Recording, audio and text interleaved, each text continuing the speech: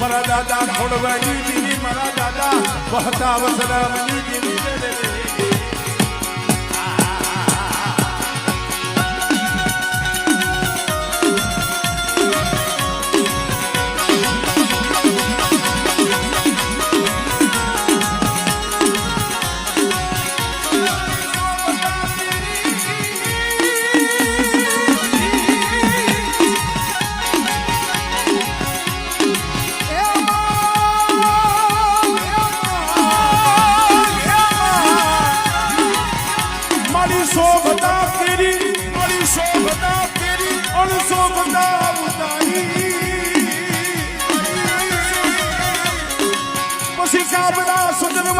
ભાથો ભીડી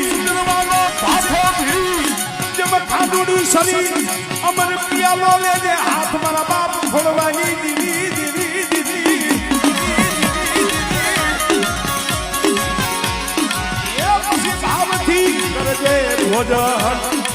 મારી લાલ ઘૂંટની કિનારી હાસજે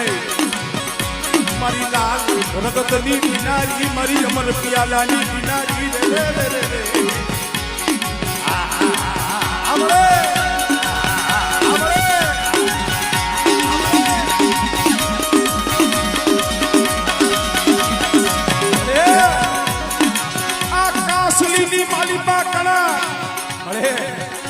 આ વસ્તી કાસલીમાં કણક લઈને તને જમાડવા આવી છે મુઠ્ઠી કણુકો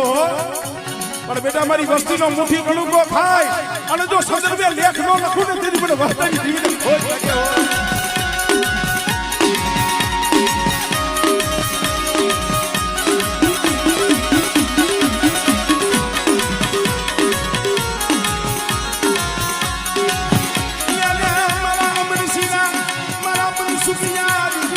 ખરેખર ભાઈ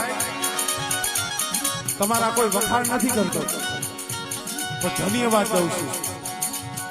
અત્યારે એક બાપના 3-4 છોકરા હોય ને એનું ભેગું નથી આવતું આમાં તો સાર પાંખીના અલગ આ ભુવા આ પટિયા કેટલાય સમયથી આ તાર હાઈલો આવે છે પણ મારી હું તો ઈ કહું છું આ ભાવ તૂટવા દેવી નહીં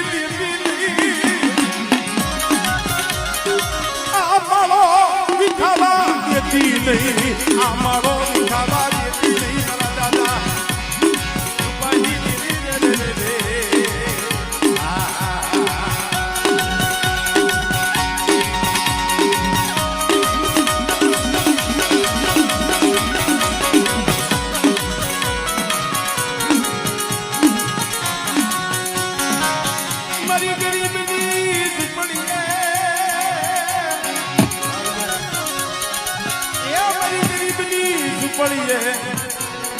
સબરીની ઝૂંપડીએ મારો રામ ખબરું લેવા આવ્યો